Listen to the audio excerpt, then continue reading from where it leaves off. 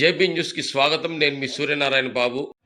అమరావతి రాజధాని సిఆర్డీఏ సమావేశం ముఖ్యమంత్రి నారా చంద్రబాబు నాయుడు ఆధ్వర్యంలో విజయవాడలో జరిగింది. సిఆర్డీఏ వివరాలను మంత్రి నారాయణ మీడియాకు వివరించారు. చూద్దాం.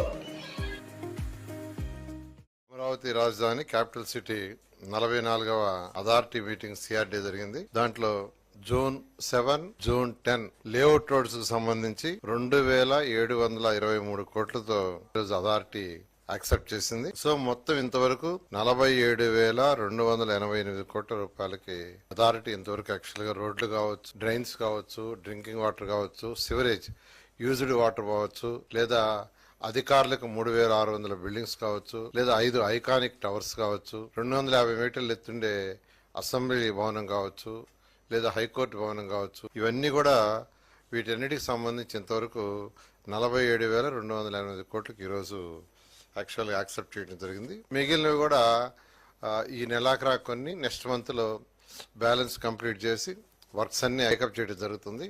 టెండర్లు కూడా 1 by 1 నెక్స్ట్ మంత్ 15వ తేదీ లోపల అన్నిటికి సంబంధించి టెండర్లు కూడా పిలిచే విధంగా ప్లాన్ చేయడం జరిగింది. ఏదైతే 2014-19లో పేదలు నిరుపేదలకు ఒక మంచి ఇల్లు కట్టాలని ఆ రోజు ముఖ్యమంత్రి గారు చెప్పింది ఏంటంటే, ప్రతి మహిళ తన భర్తతో పిల్లలతో ఆనందంగా ఉండి కట్టమని చెప్పారు నాకు. దానికి అనేక దేశ విదేశాల్లో కూడా స్టడీ చేశాం.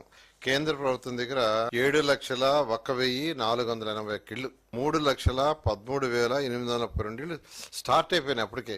అంటే 3,90,000 కేంద్ర ప్రభుత్వం రాష్ట్ర ప్రభుత్వం కలిసి ఇచ్చేటట్టుగా ఆ రోజు డిసైడ్ చేశాం. అందులో 1,90,000 కేంద్ర ప్రభుత్వం, మిగిలింది రాష్ట్ర ప్రభుత్వం. ఈరోజు ముఖ్యమంత్రి గారు ఆ 102 కోట్లు కట్టేదానికి యాక్చువల్గా పర్మిషన్ ఇచ్చారు. ఫైనాన్స్ వాళ్ళకి ఇన్స్ట్రక్షన్ ఇచ్చారు.